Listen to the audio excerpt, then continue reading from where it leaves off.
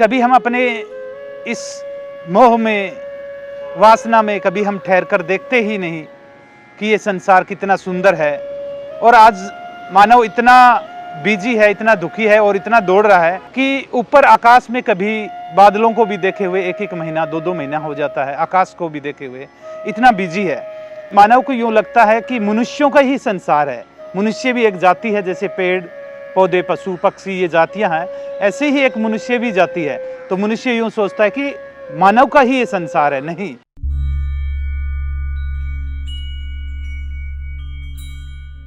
इस भागदौड़ भरे जीवन में कभी आपने ठहर कर देखा है कि हम जहाँ पर रहते हैं, इस ग्रह पर कितनी सुंदर सुंदर आकृतियाँ, परमात्मा की रचना है।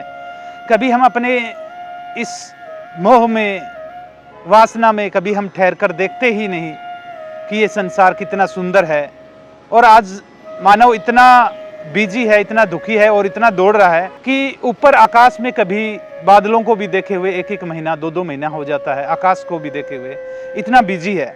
तो हमारे चारों तरफ जो प्रकृति है, इसको कभी आप निहारना कि इस पृथ्वी के ऊपर कितनी सुंदर परमात्मा की रचना है।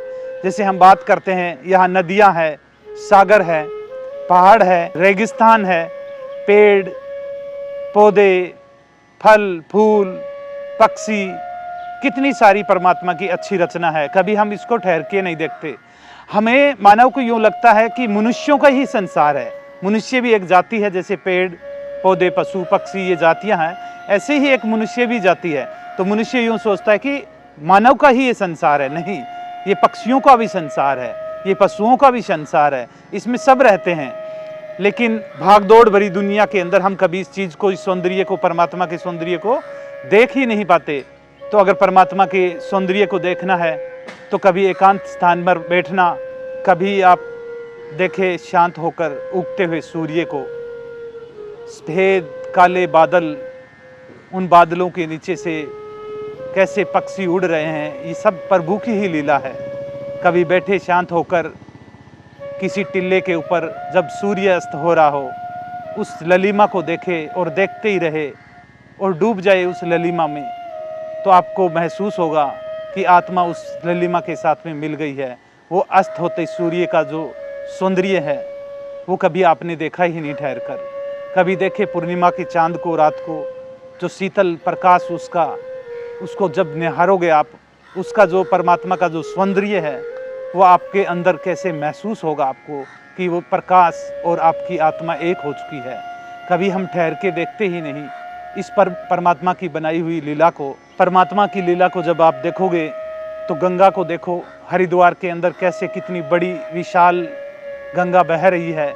जब आप इसको जाके देखोगे गंगोत्री के अंदर, तो आपको परमात्मा की लीला का पता चलेगा कि गंगोत्री में जब देखोगे तो वहाँ पर बूंद बूंद, रिस रिस कर एक पानी, ऐसे ऐसे छोटी छोटी झरने ऐसे ऐसे आके मिल रहे हैं, और वो कैसे विशाल गंगा बन जाती है हरिद्वार के अंदर आके।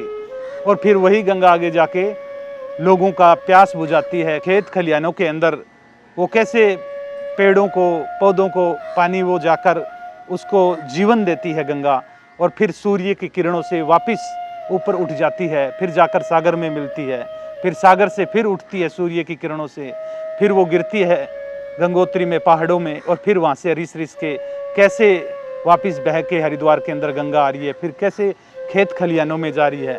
कभी ठहर कर देखना इस परमात्मा की लीला को। कभी हम देखते नहीं हैं, इसलिए हमें ईश्वर का पता नहीं चलता कि परमात्मा ने कितनी अच्छी यहाँ पर लीला बना रखी है।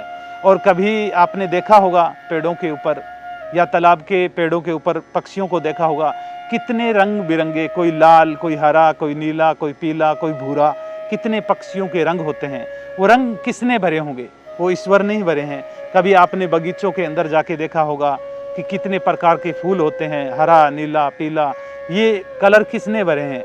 ये सब ईश्वर ने ही भरे हैं। ये सब परमात्मा की ही लीला है। लेकिन हम कभी ठहर कर देखते ही नहीं, और जब देखते नहीं तो इस संसार हमारे सामने जो परमात्मा की रचना है वो हमें कभी नज़र ही नहीं आती।